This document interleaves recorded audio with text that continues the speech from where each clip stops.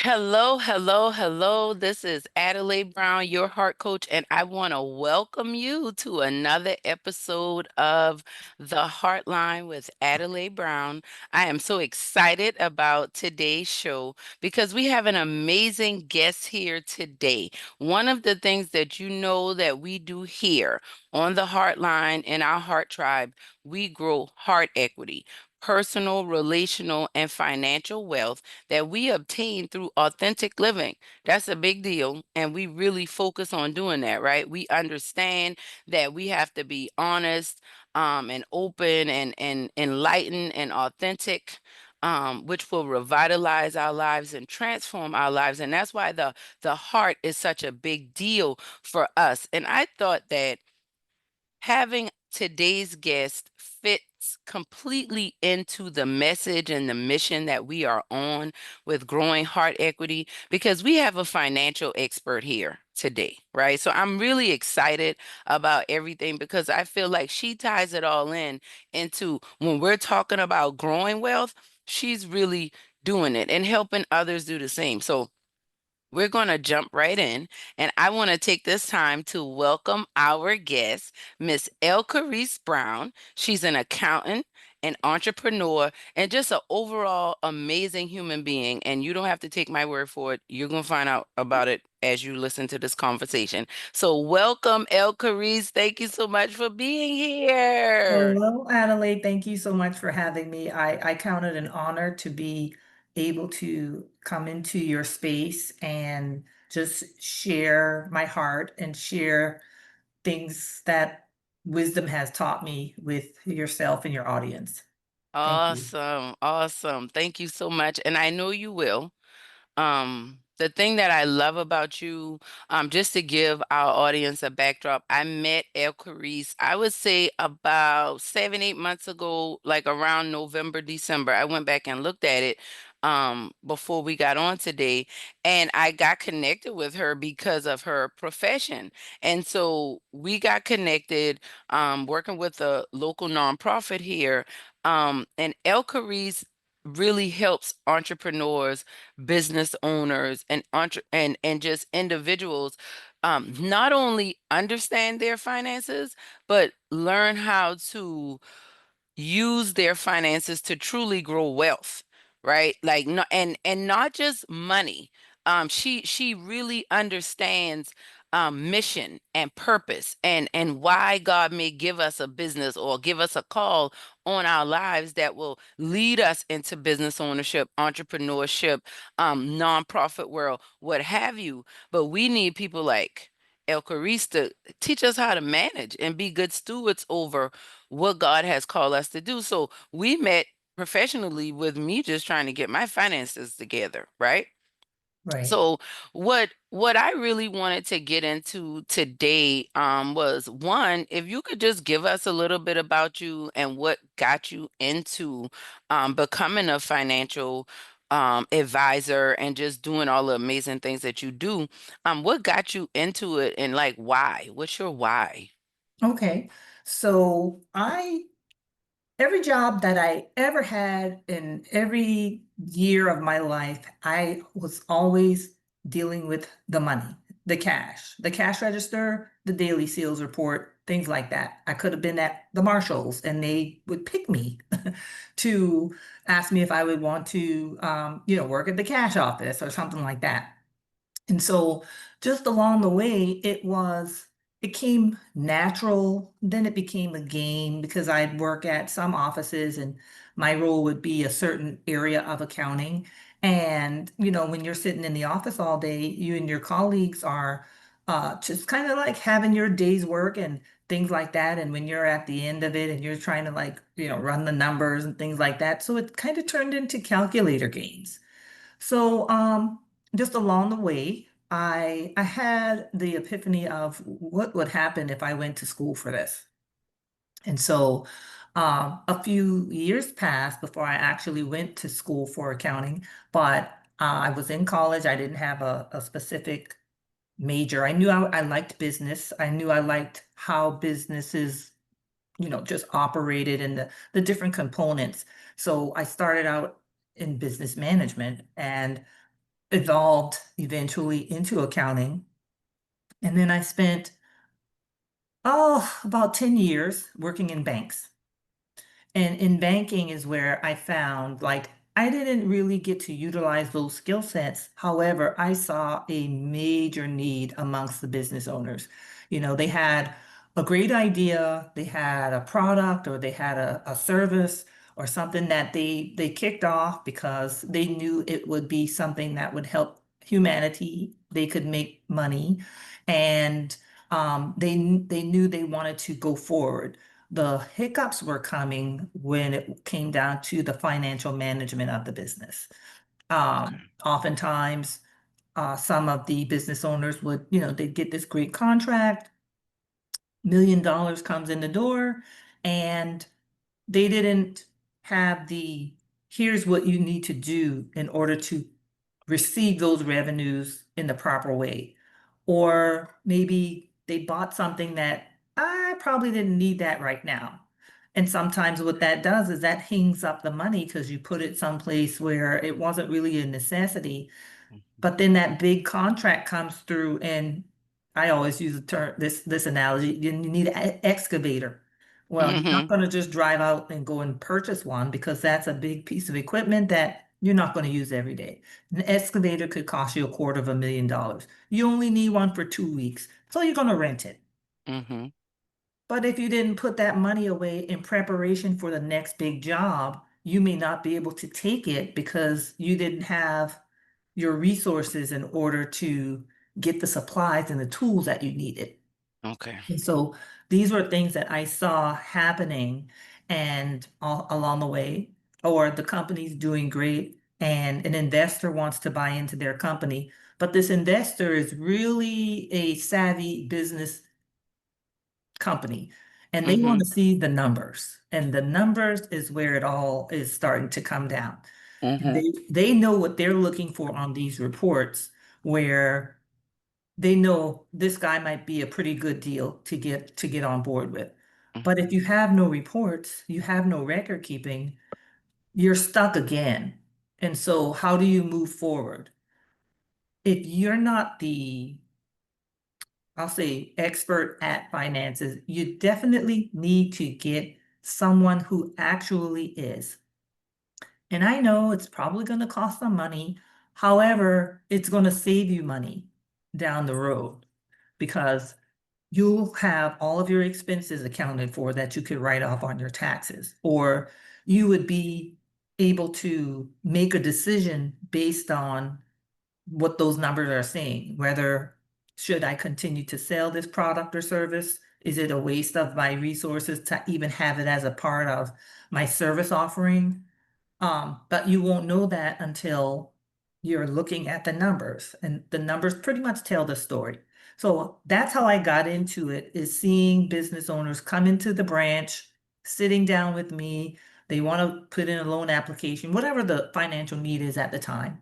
Mm-hmm. And in the discussion, I'm finding they're not realizing their income. They have invoices out there that nobody's collecting on, just all the things that are a part of the financial running of the business, and that's Mm-hmm. the part that they weren't good at, or they didn't want to ask for their payment. Sometimes they'd do a job and they'd send an invoice and the customer 30, 60, 90 days in hadn't paid it. Mm-hmm. Why hadn't they paid it? Well, you never asked them to pay the invoice. They figure, who knows what they're figuring, but Mm-hmm. they'll pay it when they get around to it. But if they don't see the urgency from your end, then it's Mm-hmm. not a big deal. And so now you have money out, like how they'll say you have money out in the streets. However, Mm-hmm. it's not in your bank account because you Yes. didn't say, hey, your payment's Pay due, me. Yeah. the things of that nature. And so just in seeing that, seeing the angst that the business owners were experiencing, and it's not one particular business or another. I mean, I've had even attorneys that I've helped with That was going to whole be my thing. question. Was Yeah. it a certain type of business? Did you notice all of that? It's so much. I'm gonna let you keep talking. Go ahead, No, and you're then I'll fine. get Yeah. my questions in. Yeah. Well, it was different industries that I have come into contact with. I've been fortunate enough to work with just about every industry, whether it's service or trades or manufacturing, legal, things like that, health and wellness, medical. It just varies. Mm-hmm. And what that comes down to is that, yes, I can do these things, but I don't have either the time, the bandwidth, or the full understanding on the proper way to manage my records in order for me to see the results that I'm looking for. And that does take a certain amount of training. Some individuals may think, well, it's just basic math. Well, there's more to it than basic math. Mm-hmm. There's analysis that comes along with after that basic math. That's what accounting is. Like bookkeeping is just, making sure we have all the data. But the accounting piece of it is the analysis of the data to be able to say, oh, okay, all right, this now I should do this, but I shouldn't do that. And then alongside that, there's also the personal side. You know, many of us have had financial losses one way or the other. It just Mm-hmm. depends on the situation or the person. Mm-hmm. And I think that moves into when you've made a mistake in your finances. I'll say finances is a very intimate thing. You don't really feel the courage to open that up to just anyone, Yes. especially if you Yes. had made a mistake. Mm-hmm. You kind of misjudge a situation, or maybe, you didn't set yourself up right for the future, and then you Mm-hmm. see, that's trouble. Or maybe you had a life change, someone might have got a divorce, that changed my financial picture. Mm-hmm. And you kind of get insecure about it, or maybe, God forbid, your credit got a little messed up because the thing happened or whatever. Mm-hmm. You have to find your way to trusting yourself again and just rebuilding the discipline that it's going to take to overcome those challenges. And then also along with that, you want to get advice, um, just so that you can feel confident in making those moves again. Mm-hmm. Yeah. So that was really good. Thank you so much for sharing that. I think it's amazing how your story progressed. And I want to highlight that because we talk about growing heart equity, personal, relational, and financial wealth through authentic living. And even you detailing how you grew into your craft and your expertise, it's like you said, it started off fun, calculator games, right? I thought that that was something to think about because I think many of us think that whatever we're called to, whatever God is, whatever direction we're being led into, a lot of times I think people think it's something they have to go out and like make happen, which Mhm. I'm finding a lot of times the thing that we're most called to. A lot of times is something that just comes so natural to us. A lot like what you just described with how you got into accounting, right?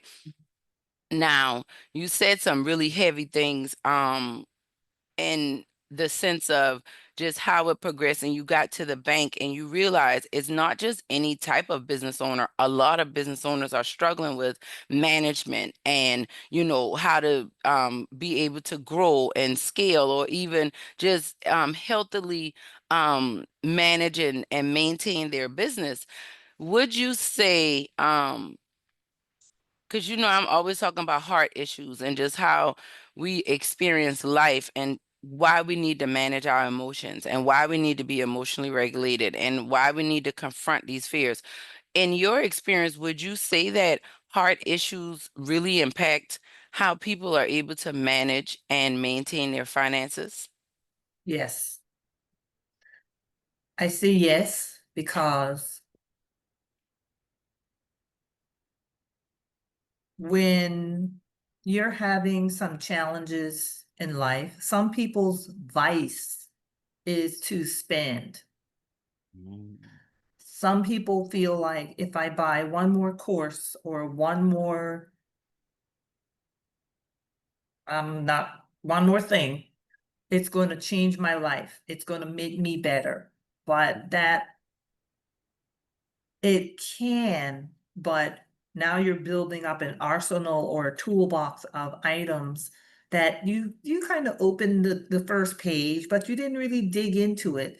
So you're not your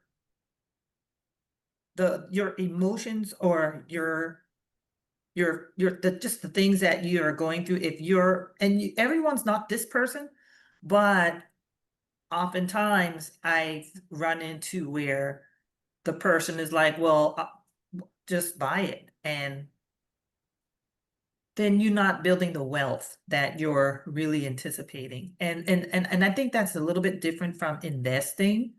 There are investments that, you can work on and build, and that can help you build your wealth. But Mm-hmm. sometimes we go to shopping as an outlet to make us feel good or feel confident about just kind of put that problem away for a little while. Mm-hmm. But we can't always keep doing that because now we're not building that financial security that we so desire. Mm-hmm. It does take some discipline, Mm-hmm. and you can do it with small steps. A lot of Mm-hmm. people sometimes are looking like, well, if I can put away half of my paycheck, everyone's not there yet. So And you that's a have to, lot. yeah, that's a lot. Yeah. And you have to start somewhere. Mm-hmm. I'll speak on an individual who was married Mm-hmm. and things weren't working out. Well, here comes the divorce. Mm-hmm. Now, along that lines, the individual didn't wasn't prepared for the separation financially. Essentially, this individual had to walk away with without the retirement benefits, without uh the parts of the savings that would have belonged to them. Yeah. Yeah. Just like had to leave. So now, what happens now if you're realizing that you're starting your entire life over? What do I do? Well, you save a little at a time. Mm-hmm. If you have a certain goal, maybe you want to take up maybe a part-time, something part-time and works toward that goal. So say you had a credit card, some credit card debt, Mm-hmm. and then you got life things happening, but you still want to, go forward. Mm-hmm. It might be worth it to get a second income and just for that debt. So you Just can to knock that devote it out. to that debt, right? Yeah, you Yeah. can knock Yeah. that out in a timely manner, and you're not really impacting your regular living wage, Yeah. Yeah. or and that's just a way to just kind of look toward the future and starting over. To do something different, Yeah. right? Or even So, if you, I'm sorry, go ahead. no, go ahead. Finish your thought. I was going to I was ask you a just going to question, say, but even if you don't have that same situation, everybody needs to be putting something away all the time. When mm-hmm. if you get $100, you figure something in that $100 that you're going to put away. Mm-hmm. Oftentimes we'll take our bonuses and we're like, yeah, I'm going to go on a cruise. Okay, nothing wrong with that. However, Still put something put aside. something away, Mm-hmm. always put Mm-hmm. something away because those little bits add up over time. And then you want to put it in a vehicle that's going to work for you. Like this, when you're putting your money to work, a lot of times we just drop our money into a savings account. Well, that's nice. However, you want to think about maxing out your return when you're looking at things like that, because most savings accounts, it's really the bare bones basic 1 penny a month in interest. Mm-hmm. So you want to put your mind towards something that's going to, if the money is just going to be sitting there, something that's going to be earning a higher interest at least. Mm-hmm. Or you want to put it into something that's going to, where you can invest it, where it's Mm-hmm. going to, you know, grow more. That's going to take probably a little bit of research, a little bit of maybe guidance because everyone isn't a savvy investor, but Mm-hmm. you don't always have to be, but you can kind of do a little research and just see where you can begin to start building. And then Yes. when you see that that's working, then you hone in on that and really build upon that. You had a So question? it's funny that you say that because my niece, I talked to one of my nieces actually yesterday or day before yesterday, and she was calling me because she has some money that's been in a savings account and she wants to put it in a high interest yielding account or a CD. She was trying to figure out which one, right? So I told her to research it. I told her to research the interest rates that are out there and in comparison to the two, and what are the benefits? What are the penalties? Let's say you really needed the money and had to withdraw it. Which one would cost you the most if that was to happen? And I was really proud of her because I said it's nice to have money saved, but it's really not smart. And we're not taught that. A lot of that we're not taught. You have to find out um hit or miss on the fly or out there like doing research. So when you say doing something that will a vehicle that could kind of make your money work for you, are those something like what you're talking about? And I know there are other things, but would those two things be something like what you're talking about? Yes. So I'll give you an example. I had a couple bucks laying around, but I wasn't really getting any interest on it. And I had a an old 401k from from Fidelity, right? And so I knew that Fidelity offered brokerage accounts. I knew that they offered investment accounts and things like that. So when I go to looking at what the rates were, even if I had sat my cash in this regular old investment account, not doing anything with it, it gained more interest than a savings account. I Mm-hmm. believe the last time I looked, which was a couple weeks back, it was like 2.19%. You're not getting that at your bank. Not a bit. Not If a bit. you had put it into a brokerage account, which is an account that you would want to use to invest from time to time, even if it's just sitting there, you never invested nothing, you just put that money in there, it is 2.97, which is almost 3%. Mm-hmm.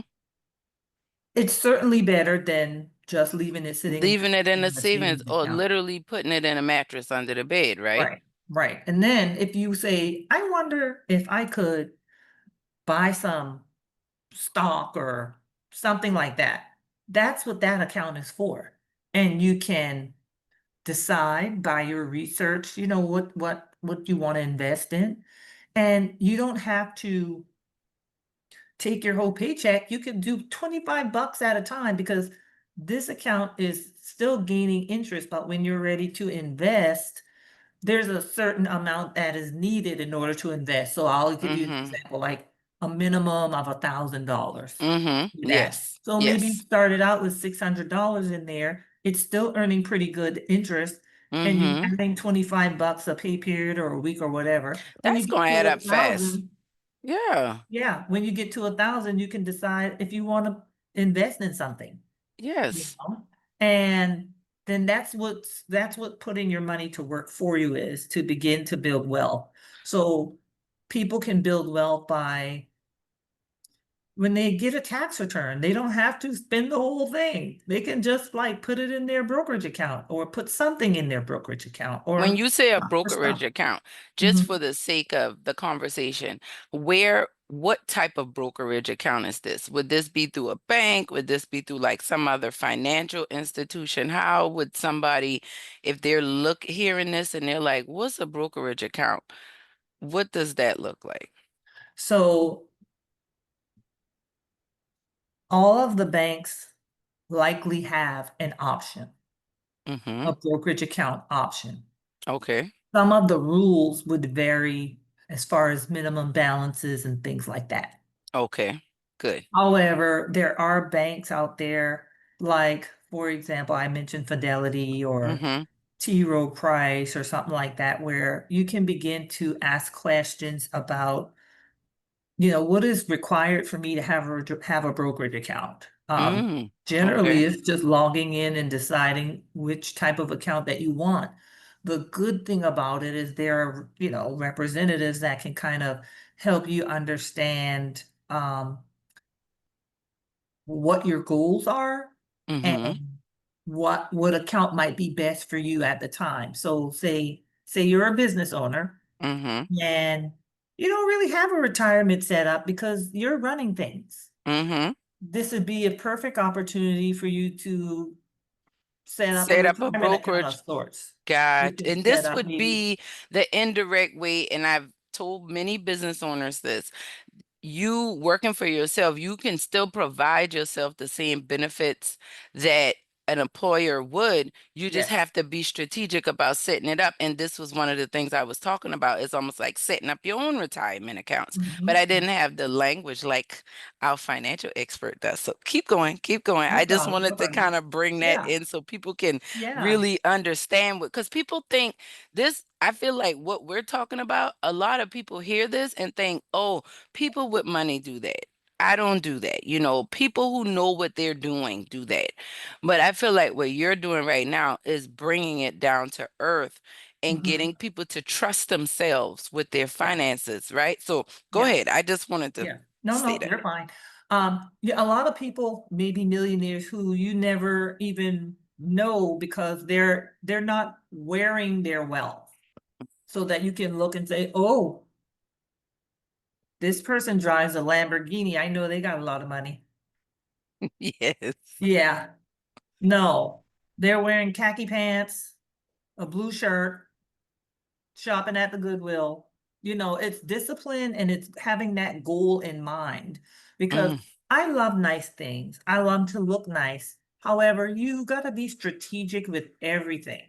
There should be a balance, between when you're going to go on vacation or when you're going to splurge. I always think it's good to just sort of, that's where putting a little money aside is for, that way you're not interrupting your regularly scheduled program.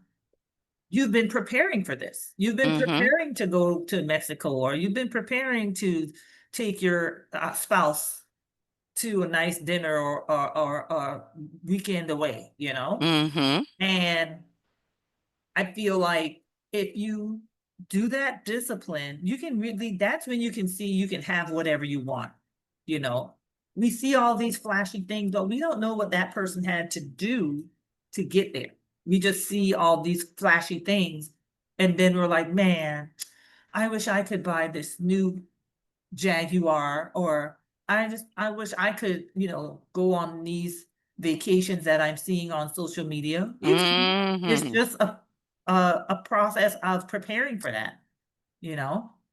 And if you're always putting something away, you're building that wealth and you're creating now choices for yourself, Mm-hmm. you know, and the ability to say, you know what, I can do this because I know in the back of my mind I had been preparing for this for the last 1 year, 3 years, 5 years. You Mm-hmm. know, when you see Yeah. people, there are people who buy cars cash, and Yeah. that's because they knew that they at some point would desire that or whatnot, and then they started putting that money away 5, 7 years ago, and now they're riding past in this new car that you're like, man, that's nice.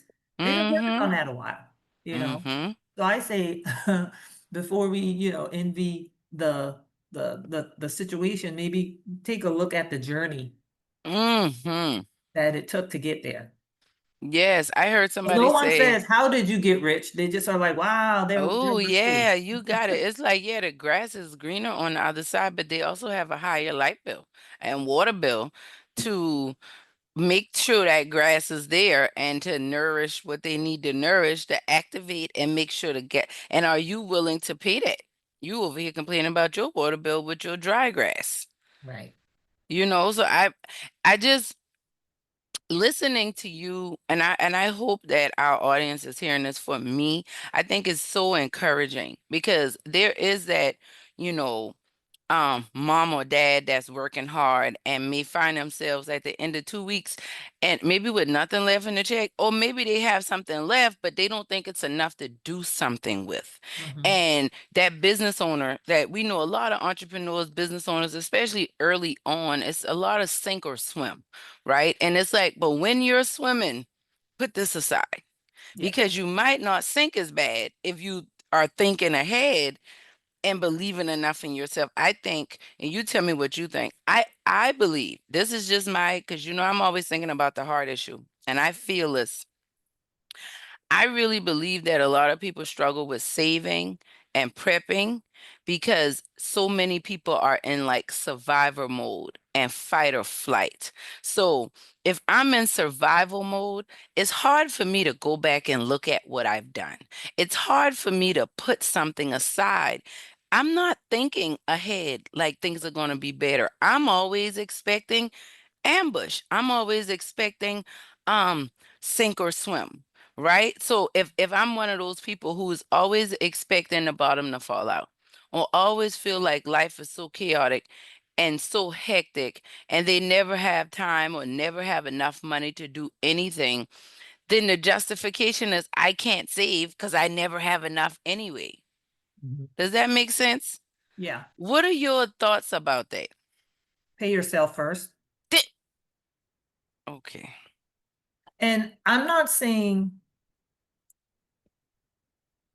pay yourself an entire your salary, but you want to, I'll give an example, a percentage of your This is so income. funny because I was going to ask you about a percent. You can't see it because of where my Yeah, camera is. it's Go okay. ahead, but I have some So, percentages I was going to ask you about. Go ahead. This is so so for good. those of us who are believers, most Mm-hmm. people tithe. Mm-hmm. They tithe their 10% to the church or they donate or whatever. That saying, you can utilize that as a guideline to pay yourself first. So if you brought home $1,000, your 10% to yourself would be the $100 every paycheck. The rest, whatever, but this has to go there, you know?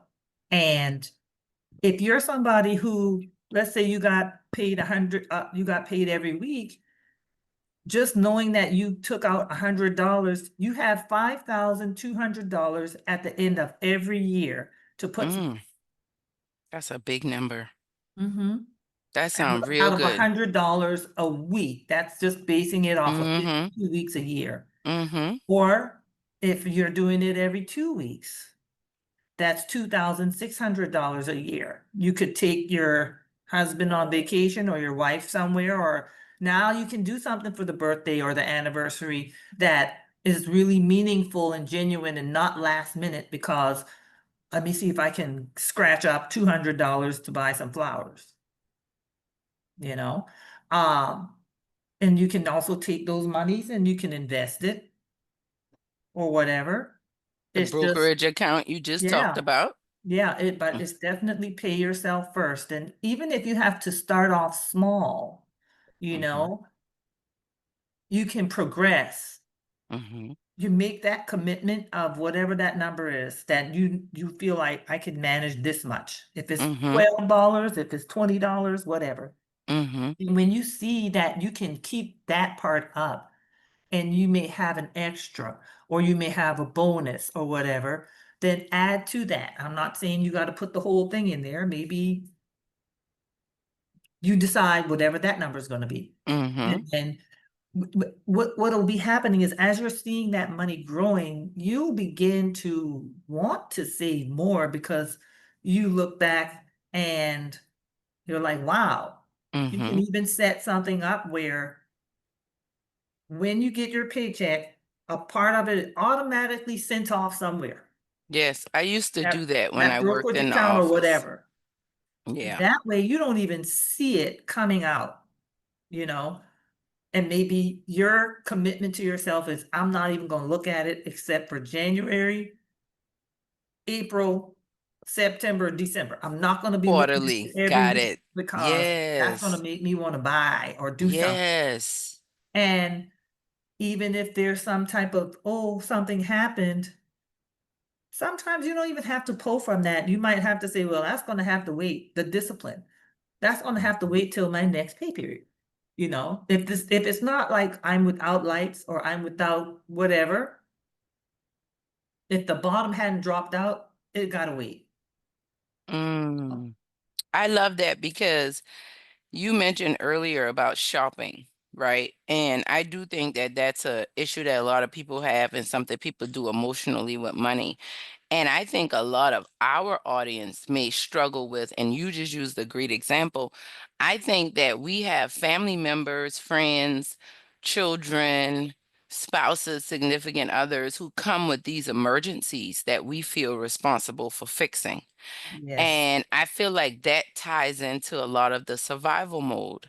I remember one time I had a business coach call me out because I was canceling meetings because we have sessions scheduled. I'm invested in this, but my mom got an emergency every time I'm getting ready to meet with her. And I'm not even realizing that I'm in this toxic cycle with my mom until the coach calls me out and was like, no, we're not rescheduling. I mean, or I'm not just, this just going to be a cancellation because your mother can figure that out. And sometimes you're like touching your pearls, like, what's she playing Mhm. with? That's my mama. But then Mhm. her thing was, how will you ever grow? If every time you're getting ready to do something, you got to stop what you're doing to go and save and rescue your mama. And see, that hit me because it was true.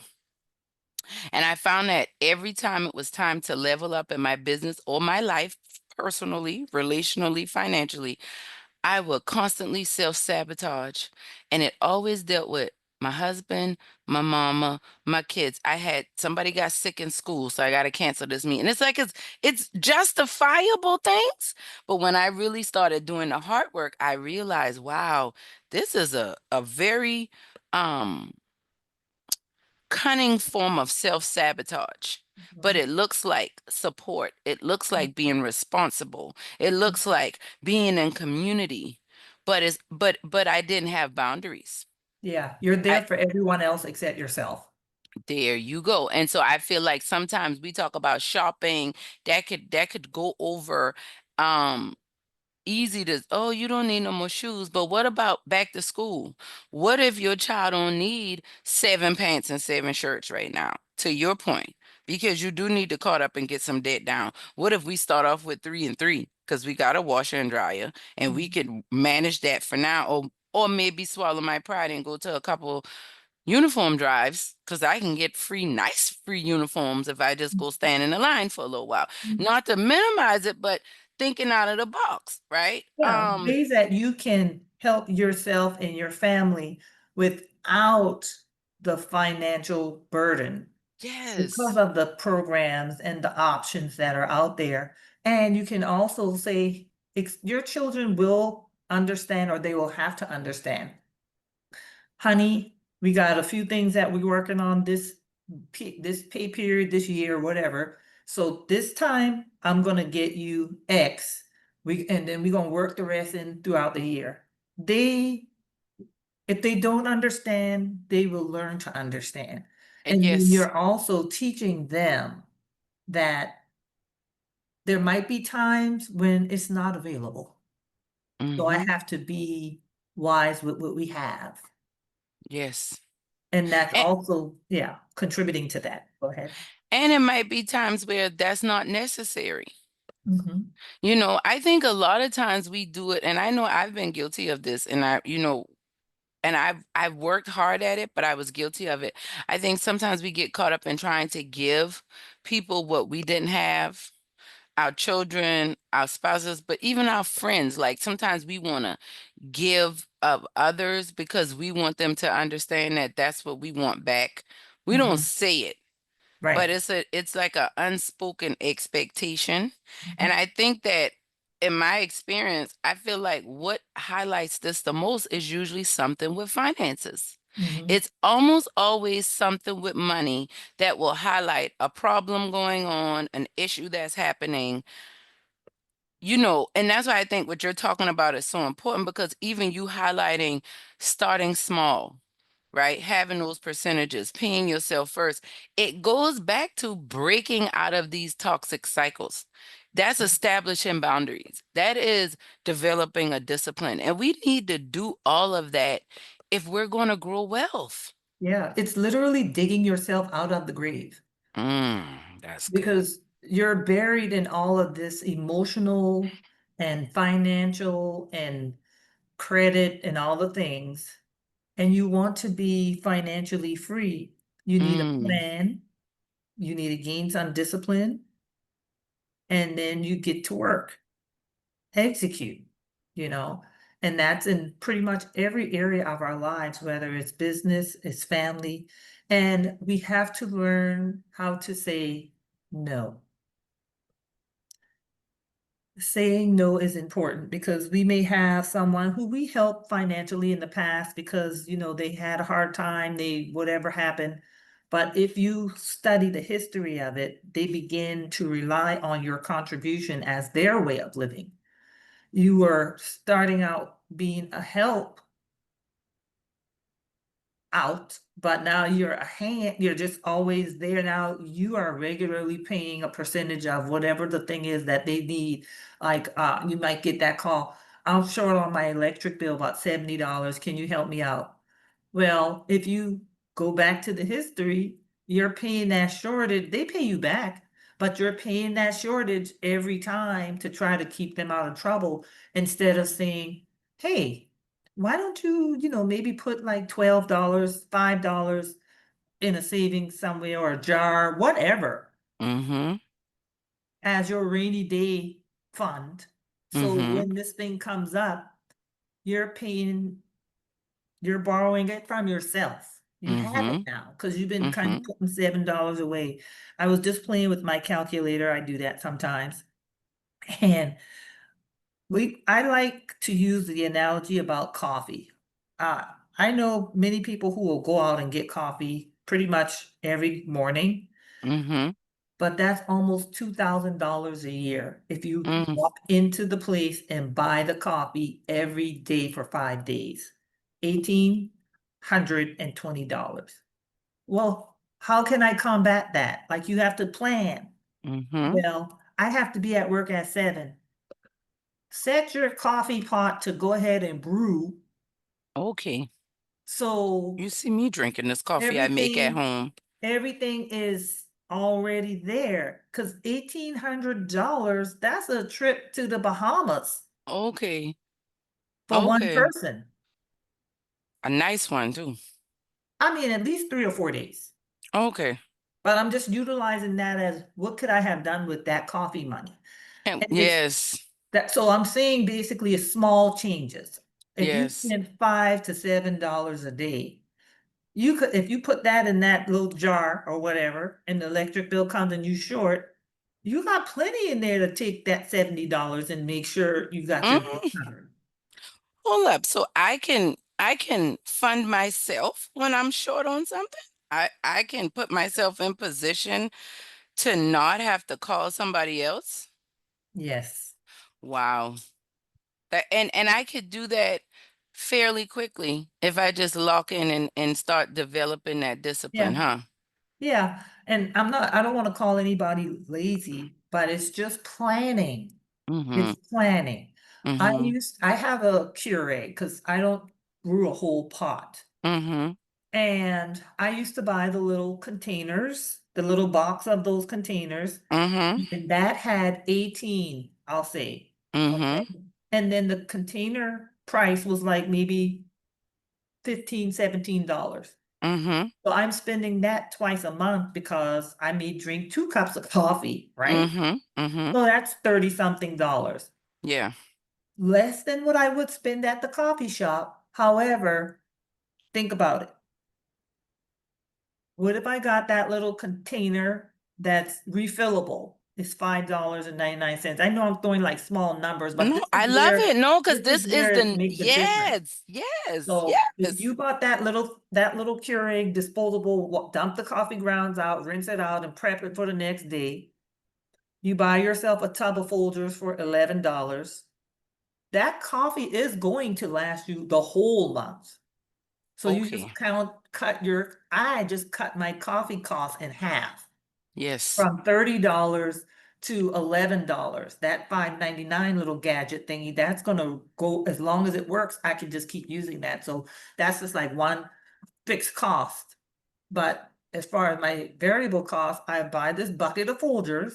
It only take me like maybe two little teaspoons, to get that little thing in there. Mm-hmm. Mm-hmm. And you're drinking coffee. If you're a once a day person, that coffee can take you all the way through the month. Now, Mm-hmm. creamer, sugar, all that, I'm not focusing on that part. That's up to the Mm-hmm. individual. But I wanted to Yeah. kind of like hone in on a way to visualize where your money is going and see Mm-hmm. how you can kind of wrangle all that back in. Mm-hmm. I go here for this and I go there for that. I eat breakfast out or whatever. And the number seems small when you're out there spending it, but if you had coffee and a croissant and spent like $13 every day. Every day. That's a It's like, lot when it adds up. And listen, this is why I wanted you on, because I feel like you did a wonderful job of, and trust me, first I want to know, will you come back to speak with us more about our sure, finances and sure. trusting ourselves again? Because I feel like you've done such a great job of highlighting the need and kind of zeroing in, because you've tapped into, I know our audience, you've stepped on some toes, and there's a lot of ouch and amen in this show. Mhm, And I hope people are encouraged like I am, because you just gave a very specific example of how you develop a discipline to be able to set aside that 10% or whatever it is you mhm, decide in how you want to grow yourself. Just in how you just broke down going from spending 35, 40, $50 a month on coffee and getting it down to like 10, $11 a month. And just tangibly how that looks and what that can look like. You also highlighted literally it wasn't doing it all at one time. It was, okay, I did that. Now let me try this. But in mhm. the process, we're developing a discipline. And Right. I'm all about, let's talk about it, but okay, how do we apply this? And I feel like you've done a great job of that. And I hope that you all heard that and see why I wanted Elcorese on here, because she, I feel like you just demystify accounting. You talked about depreciation, fixed and variable costs. You did all of that just now in a Mhm. very realistic um way that we can understand. So what Right. I want us to do is, one, I thank you for saying that you will come back. But as Sure. we get ready to wind this out, please let the people know how they can get connected with you as far as working with you, following with you. Just let them know what some of your handles are, or how they can get in touch with you. Sure, certainly. So, my website is www.charisbusinesssolutions.com. That's the name of my company, Charis Business Solutions. You can find me on Instagram at Bookkeeping with Elcorese, and also on Facebook, it's Charis Business Solutions. And you may come across you may see me on TikTok a little, but not very much. That's kind of just my little place to have fun. What's your TikTok handle? Because people like TikTok. This is Elcorese. Yeah. Okay, awesome. Mhm. Y'all gotta follow her. Yeah. Y'all So gotta follow her every place she mhm. is. So make sure y'all go follow her. Is there anything that you would like to share with our audience before we get ready to close out? Though they can connect with you, is there anything you'd like to say in regards to our finances and our heart and just dealing with it all? I think all of it is fixable. Mm, so good. All of it is fixable, and we just start with the first step. So we get a plan and we want to execute. I think that's most important. It's just get that plan and execute, because it is fixable. It may take time, and no one sometimes, not being patient might be your downfall. But in this case, this is how you legally, confidently, and patiently begin to build yourself back up, build up your finances. Yeah. Mm. Thank you so much. Oh my Yeah. gosh, this just did my heart so good. Just in what I'm navigating and learning about finances. I just thank you for being here. I thank you for taking the time. You are such a community resource and just a pillar and in what is possible with us when it comes to our finances. And I just want to thank you. Thank you for being here. Thank you for sharing your expertise. And I thank you for being willing to come back because we just scratched the surface. I know it's so many other things that we can and will talk about, but I just thank you for being who you are and allowing those calculator games, Mhm. in your early years to get you to a space where you are really helping us grow wealth in a very, like you said, legal, authentic, but enjoyable way. So I just Right. appreciate you, sis. I thank you so much. Y'all make sure to go look up Charis Business Solutions. Find Elcorese. We will definitely have her contact information in the description so that you can, go there and easily get to her. And get your finances together. Business owners, professionals, you're making the money, but you just don't seem, you don't see where it's going. This is a person that can help you. We invest in all these other things. You probably give Chick-fil-A way more money than you need to. No slight to Chick-fil-A, but let's get our finances in order, Yeah, they're y'all. doing their job. Okay, right? Okay. So let's get our finances in order, and we will be back with another amazing episode of the Heartline with Adelai Brown. Because remember, when you heal your heart, you transform your life and you transform the world. I love y'all. Have a wonderful day. See you next time.